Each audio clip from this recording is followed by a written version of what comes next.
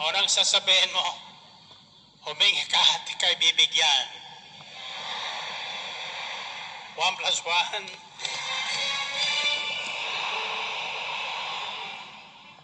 Pangalawa, anong sasabihin nyo? Hanapin mo at masusumpungan mo. Ulitin nyo nga. 1 plus 1. 3 plus 3.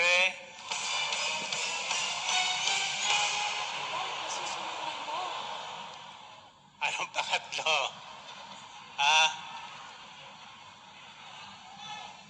Pagkatapos mo humingi, maghahanap ka.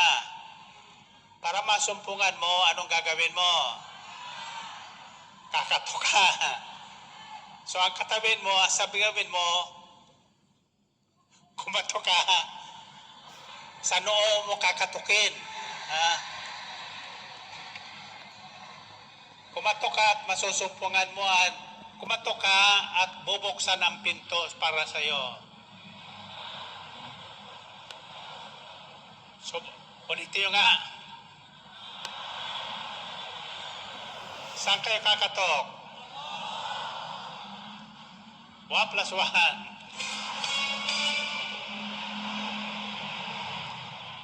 3 plus 3.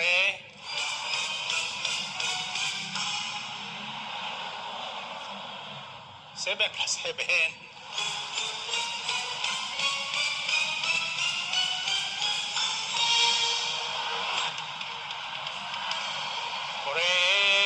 Purihin ang Panginoon. Okay. Taas ang kamay nyo.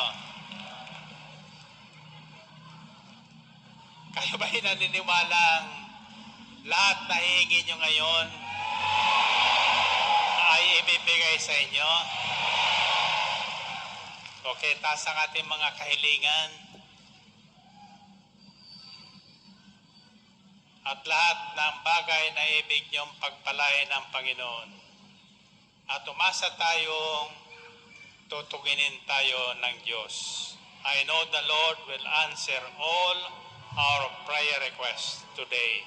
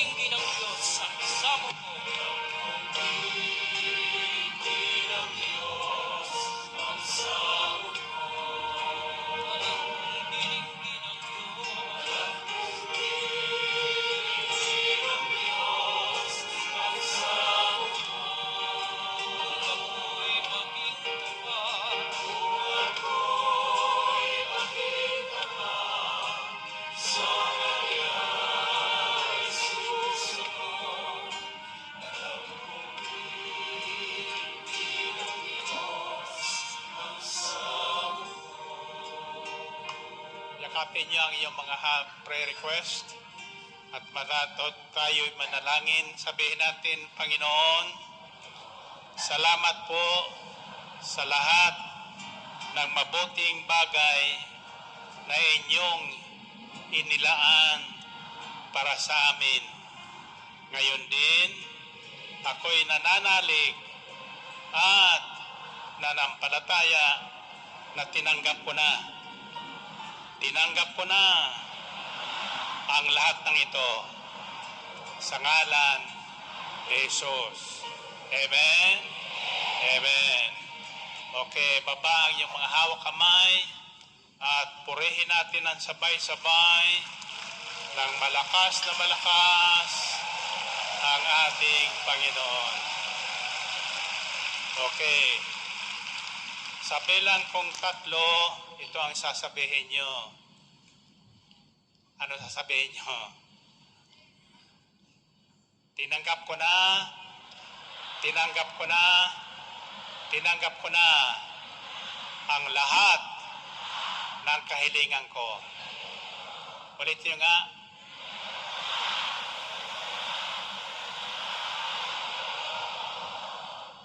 Isa, dalawa, tatlo.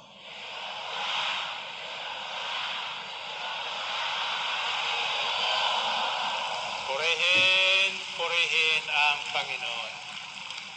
Okay. Sandali lang ito. Ituturo ko sa inyo ngayon ang mga sekreto sa mga panalangin agad-agad tinutugon ng Diyos. At hindi lang yon. Maliban doon sa hiningi nyo, may bonus pa kayo. May bonus pa kayo. 3 salita lang. Ang isang salita ay nagsisimula sa letter S. Ang pangalang salita nagsisimula din sa letter S. SS. Ang pangatlo ay nagsisimula sa letter B. SSB. Sino makakahula ng unang S?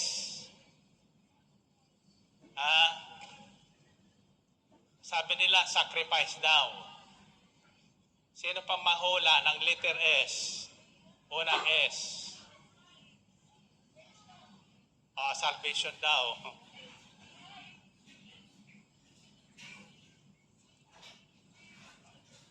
Seek. Seek. Anong ibig sabihin ng seek? Hanapin. O humanap.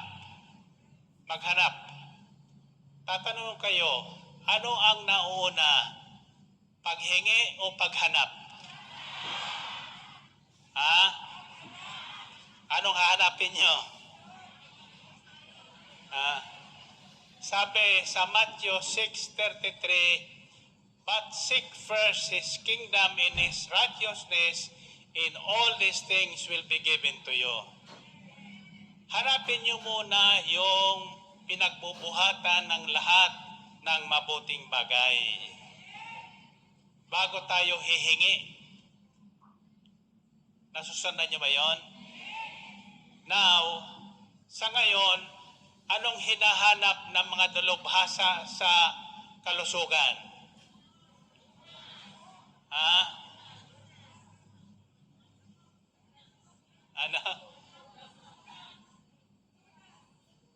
Ano? Ang hinahanap ngayon ng mga dalubhasa sa kalusugan o ng mga doktor all over the world ay ano? Coronavirus. Yung mga taong dinapuan ng coronavirus. Ano ang kanila nasusumpungan? Kung anong hinahanap nila. Kung anong hinahanap mo, siyang masusumpungan mo. Tumawag sa akin ng Macau. Suspendido daw ang lahat ng prayer meeting at banal na misa sa Macau. Sinuspindi ng simbahan sinuspindi ng pamahalaan. Kako bakit? Bawalan niya ang pagtitipon dahil sa coronavirus. Dapat itong panahon na magtipon ang mga taong may pananampalataya sa Diyos. Ito ang panahon na hanapin natin ang pinagbubuhatan ng magagandang bagay, ng mabubuting bagay. Amen ba? Huwag niyong hahanapin ang sakit. Huwag niyong hahanapin ang face mask.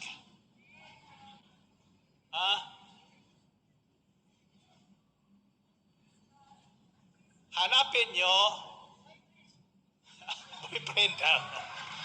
Boyfriend daw. Ano hanapin niyo? Yung nawawala. Yung hinawawala ang hinahanap. Anong nawawala sa tao ngayon? Ang pananampalataya sa Diyos. Ang paghahari ng Diyos. Pinaghaharian lahat na tao ngayon, pinaghaharian ng takot. Bakit? Sapagkat iyan ang binabalita araw-araw sa television, sa radyo, sa Facebook, sa mga cellphone, yung balitang nakatatakot. Kaya ngayon na ang mga tao ay lahat natatakot. Takot ng lumabas, takot ng kumain, takot ng mamalingke, iyan ay panggising sa lahat ng tao sa balat ng lupa. Tila baga may mensahe ang Diyos sa lahat ng tao. Nakakalimutan nyo na ako, ito lang ang matitira sa mundo, yung hindi nakakalilimot sa Diyos. Yung may pananampalatayang lahat ng mabuting bagay ay nanggagaling sa Diyos. Nakikita nyo ba? Nakikita ba yung coronavirus? Nakikita. Nakikita pag hinanap yan sa laboratory, may sintomas yan lagnat, ubo. Pag iniwasan mo yung ubo, natakot ka sa ubo, uubuhin ka. Pag natakot ka sa lagnat, pakikiramdaman mo yung temperatura mo. Lalagnatin ka. Kung anong hinahanap mo, siyang masusumpungan mo. Kaya sa panahon ngayon, the first thing to do is seek God in His righteousness. Hanapin natin ang Diyos na hindi nakikita ng ating dalawang mata at ang Kanyang kabanalan, at pag nasumpungan natin siya,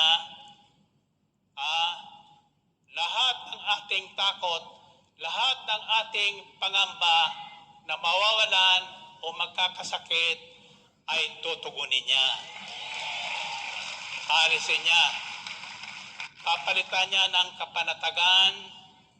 Ang unang tinatanggap ng taong may pananalig sa Diyos pagkatapos manalangin ay kapayapaan.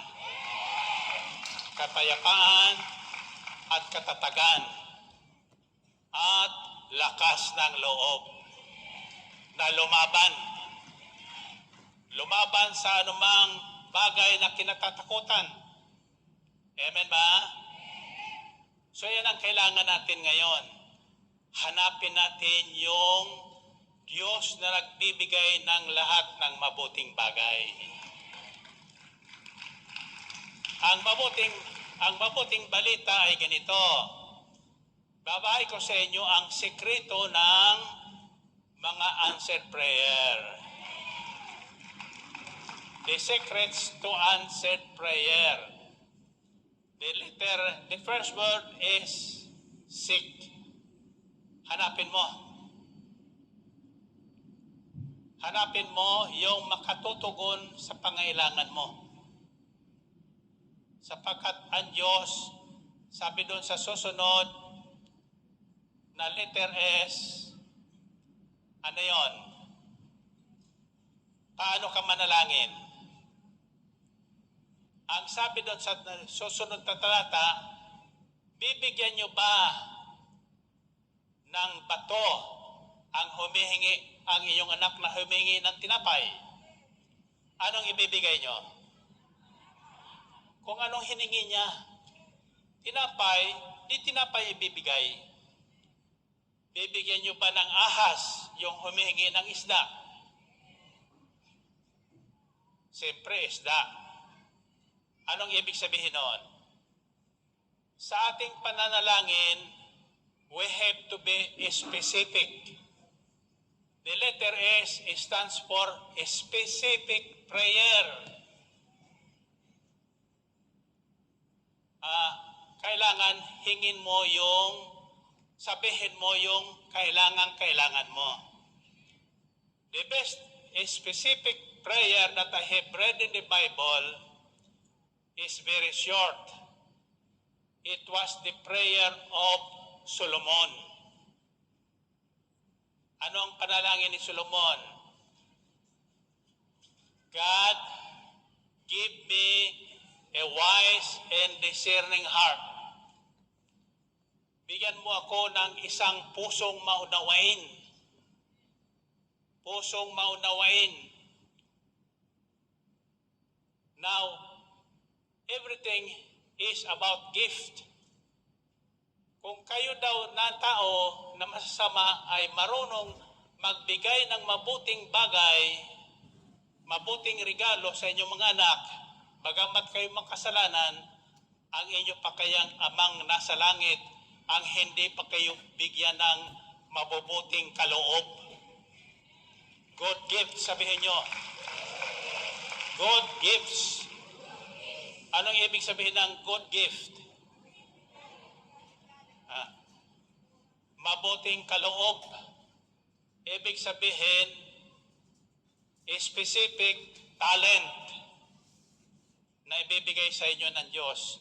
Kaya ang hinigi ni Haring Solomon sa kanyang kabataan, a wise and discerning heart. Isang pusong maunawain. Iyan ang kulang sa tao ngayon. Pusong maunawain. Kaya lahat nag-aaway-away. Diba?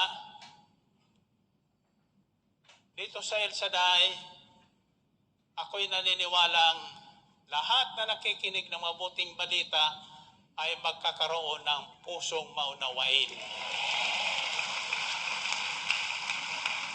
Kapag tayo ay nagkaroon ng wise and discerning heart, maiwasan natin yung mga bagay-bagay na dapat natin iwasan. Amen ba? Yung mga problemang darating sa atin, mabibigyan natin ng solusyon. Kaya kapag nagkakaroon ng isang tao o pamahalaan ng isang malaking pinagtatalunan na problema, ang sabi ng ibang mga marunong, we need a Solomonic decision. Ano yung tinatawag na Solomonic decision? Ang unang problemang hinarap sa haring bata na si Solomon ay tungkol sa mag-ina, sa dalawang ina na may-ari ng isang bata. Ngayon, anong sabi ng isang ina? Akin yung batang yan. Ang sabi namang isa, akin din yung batang yan. Paano mo bibigyan ng solusyon yon? Anong sabi ni Solomon? Kumuha ka ng itak. Hatiin natin bata para matapos ang away nitong dalawang babaeng ito. Yung kalahati ibigay doon sa isa. Yung kalahati ibigay doon sa isa.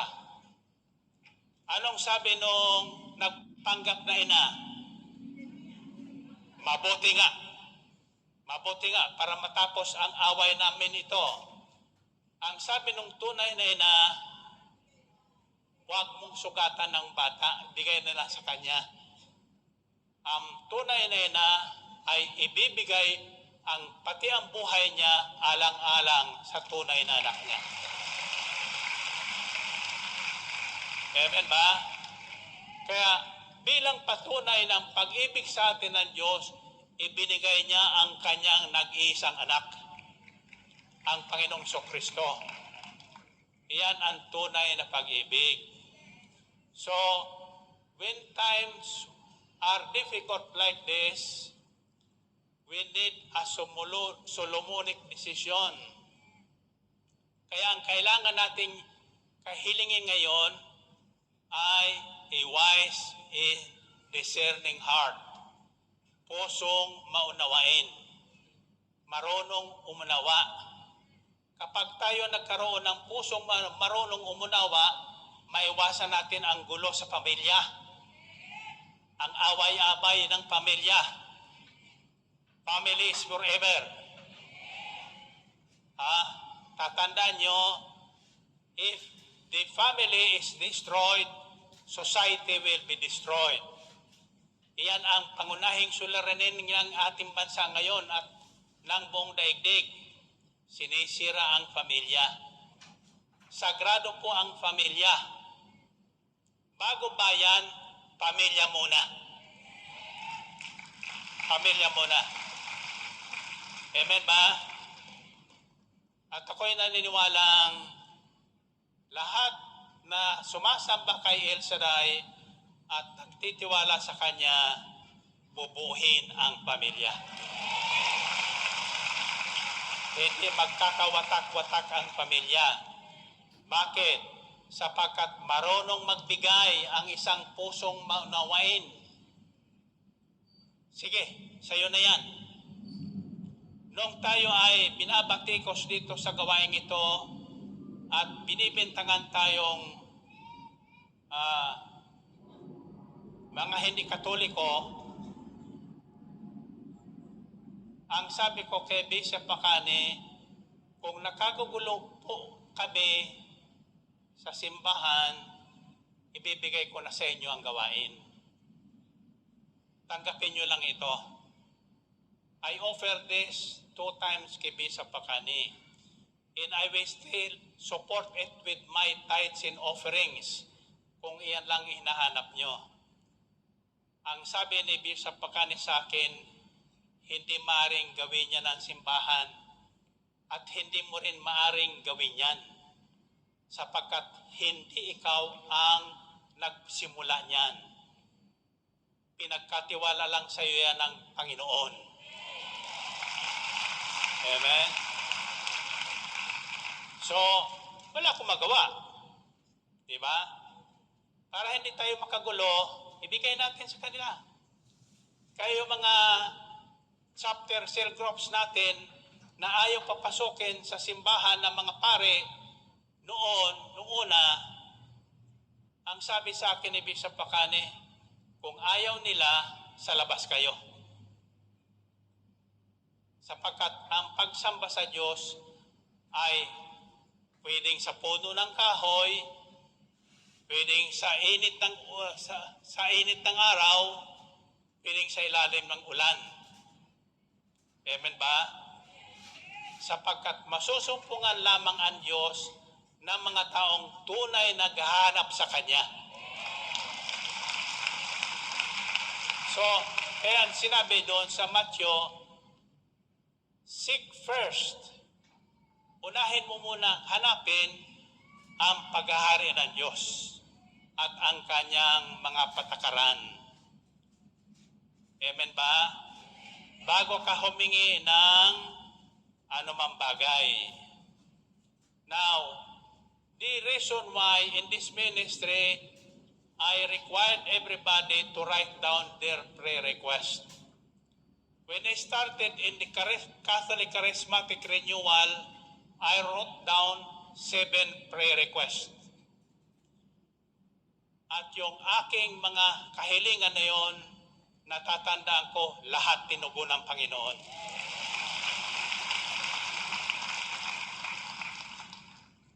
Ang pinakamahirap na kahilingan ko doon, ang masama ko ang aking may bahay sa gawain ito.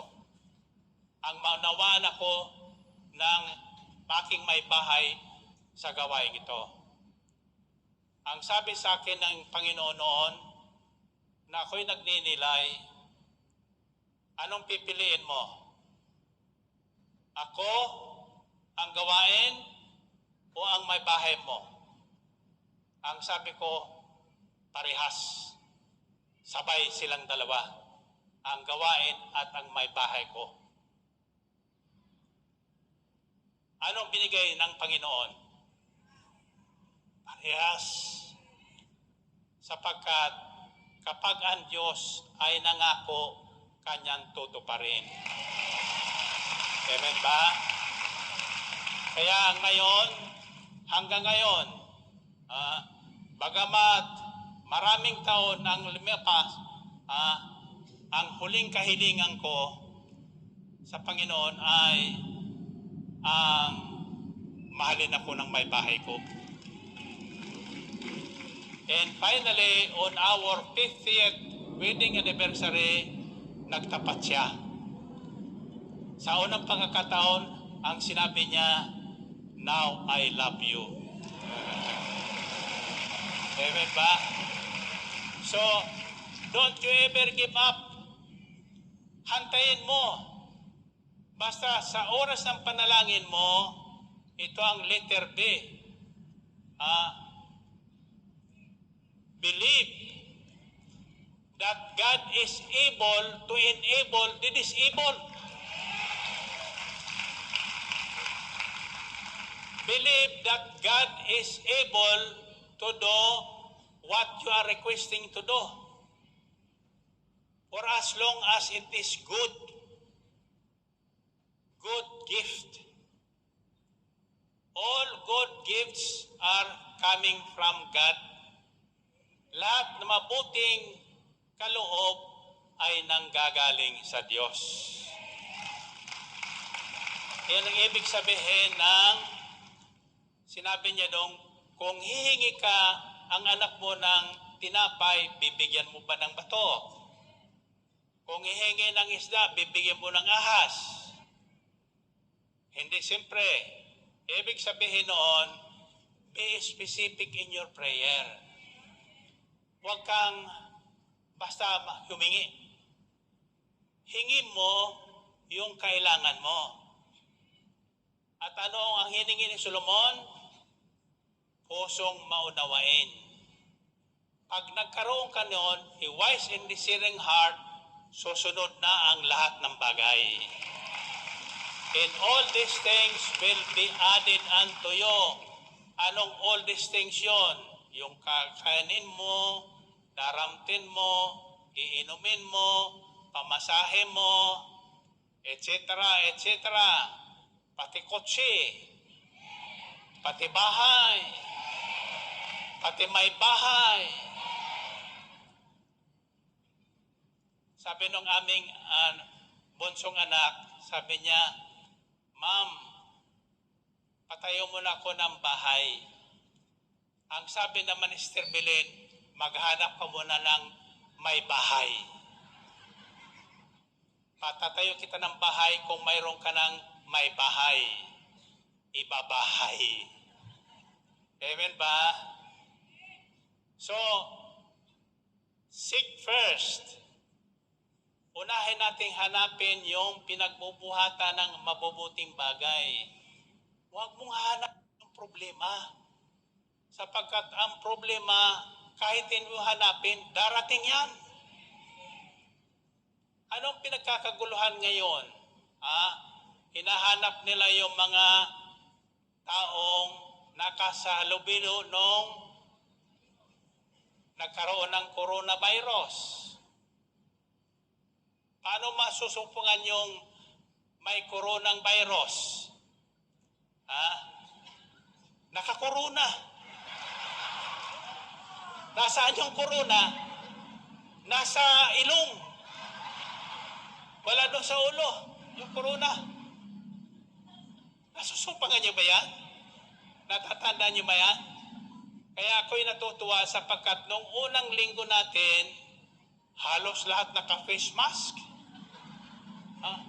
Pero nakaraang Sabado, halos lahat walang face mask. Ibig sabihin, nakinig sila ng mabuting balita at nasumpungan nila ang nagpapatatag ng buhay. Amen ba? Believe that God is able to enable the disabled. God is able, tinamyan. Isang virus lang, nagkagulo na ang buong mundo. Natakot ang mga tao. Ayaw nang lumabas. May mga bayan na ayaw nang lumabas eh. Ayaw nang mamalingki. So nagkakaroon ng panic buying. Anong ibig sabihin yan? Nawawalan ang tao ng tiwala sa Diyos. Nawawalan tiwala sa Diyos. Sabi naman nila, precautionary measure lang yan. Tama yun. Magkaroon ka ng precaution. Pero huwag mong darating doon sa punto na parang wala kang Diyos. Wala kang Diyos na magliligtas sa iyo. Ang pangako sa Salmo 91, kahit anumang salot na darating, hindi ka maano.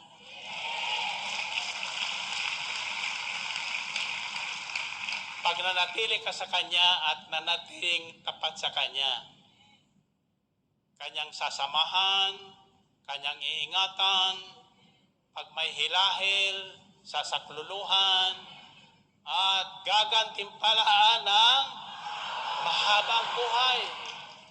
Kahit daw mamatay ang 10,000 sa iyong paligid, hindi ka maano.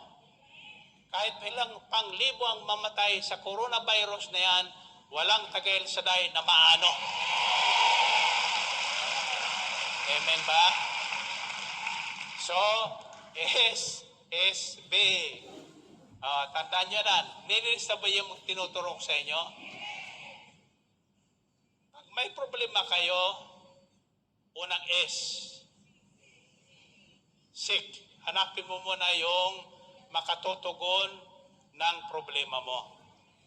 Yung tatandaan nyo, ang hindi magagawa ng tao, magagawa ng Diyos. Sabihin nyo, yes! Ngayon, at tanong ko kayo ganito, anong kailangan nyo ngayon?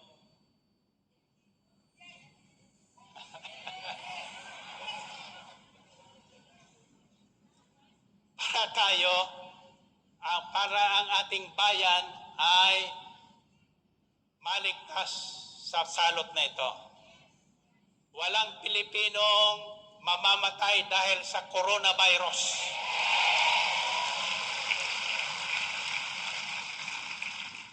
Kung gagawin natin lahat ang bagay na ito. Gusto nyo malaman? Sa Sabado.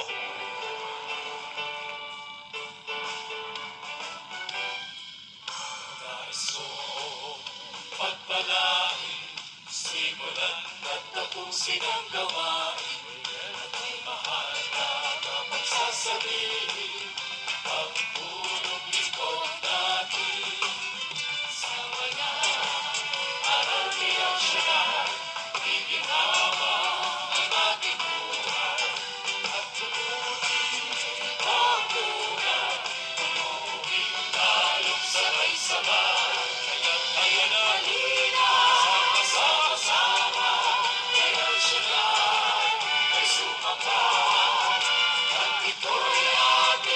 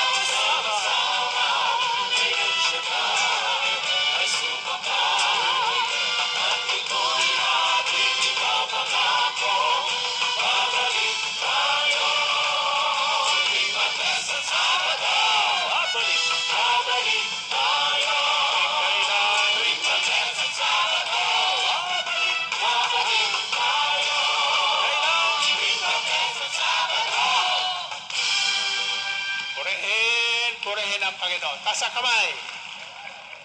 Ano gusto nyong iuwi ngayon?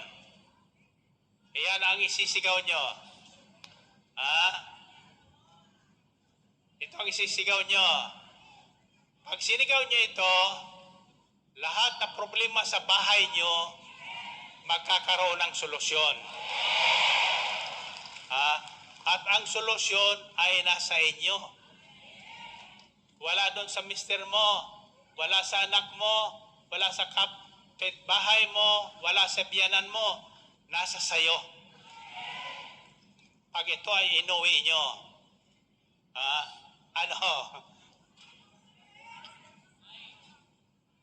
pusong manuwain ang taglay ko ngayon. Ulitin nyo nga. Sa English, wise and discerning heart. Maging wise tayo, ha? Discerning means, alam mo yung makikita mo yung mga tao, yung nakaharap mo, alam mo na kung sino siya. Kung ibibinta ka, kung binibinta ka, kung ibubudol-budol ka. Amen ba? Makikilala mo agad yung taong nagpapanggap. Kaya kailangan natin ay wise and discerning heart. Sa Tagalog, pusong maunawain. Yan ang isisigaw nyo ngayon. Pusong maunawain, akin ito. Ulitin niya. Akin ito.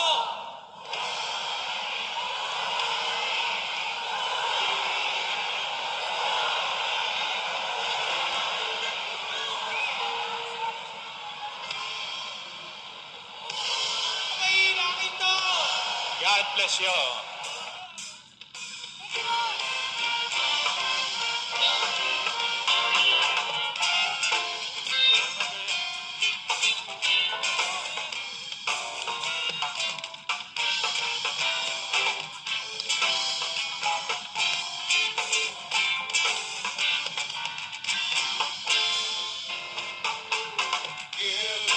It will come back to you. Good measure, pressed down, shaken together, and roll